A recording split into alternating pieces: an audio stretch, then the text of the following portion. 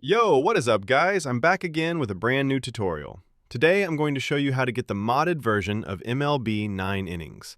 This will basically give you unlimited stars and points in the game, which you can use to purchase anything. And don't worry, it's completely safe. I've been using it for a while now. I have a bunch of options right here, such as always win matches, unlimited stars and points, one-hit win, and much more.